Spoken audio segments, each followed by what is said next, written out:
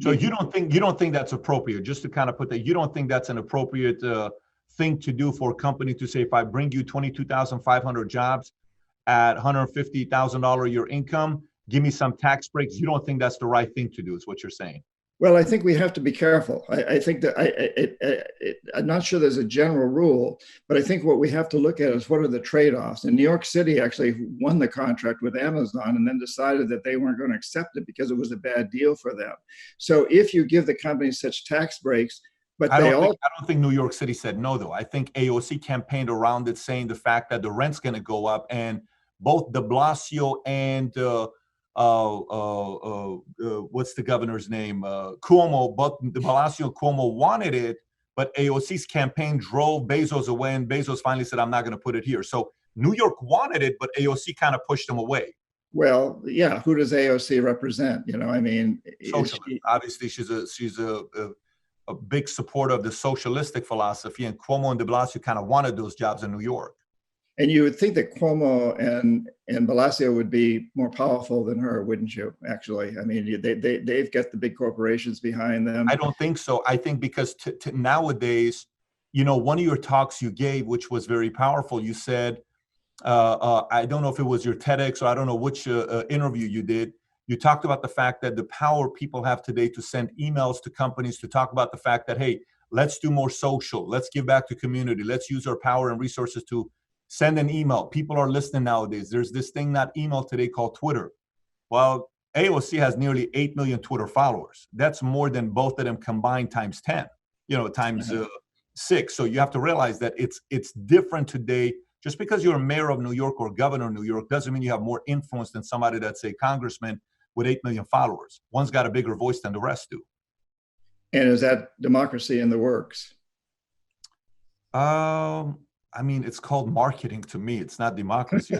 I think yeah, there's always been a fine line there, hasn't there, between democracy and marketing. In any case, I don't know, who's right or wrong, but the point being that, do you bring a company in and offer them huge tax breaks, but at the same time, you give them huge benefits in terms of the school system, the fire departments, the police departments, the sewage systems, all these other things that the company benefits from, the airports, do they pay their fair share?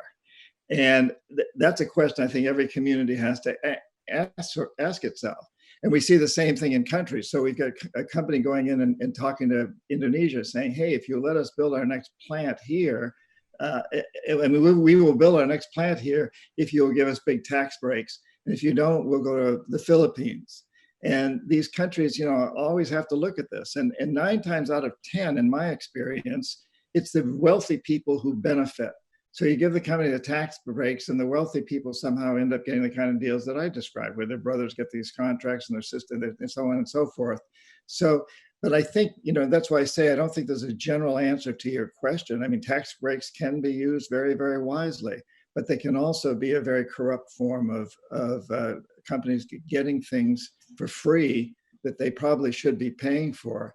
And I also think, Patrick, an argument could be made to, let's not tax corporations at all, but let's really tax the people who benefit from them, the stockholders, especially the wealthiest stockholders, who pay their fair share. I mean, there's so many different ways to look at this whole process of how do we support our police forces and our fire departments and our hospitals and our schools and our utility companies. Who pays the price for these things? I mean, listen, we're going into a whole different conversation, because if you think about that part, I'd much rather have Amazon go to New York than go to DC, because if you go to DC, that's the ultimate crony capitalism business model, where you are now in the, you know what it costs to senators pass a law nowadays. I think it's $50,000 to $100,000. It doesn't cost that much money to do some of that. So, if they go to New York, and then I think from the governor's standpoint, like I moved my business from LA to here. Okay, when I moved here, I brought all the jobs here. And, every raise, everything that we did, Texas got the benefit of the people that are living here, whether they bought homes, they get their kids sent kids to private school, all the money they spend at the market, gas, all of that stuff. Texas benefit from it. California lost from it, right? And you've seen a lot of that with Elon Musk just put his plant in Austin. So I'm just thinking economically how that makes sense. For some states, I understand the benefit of having 22,500 jobs painted on an average of $150,000. Bring it to my city. I'd love to find a way to make it work with you if I'm a governor or mayor at that time. But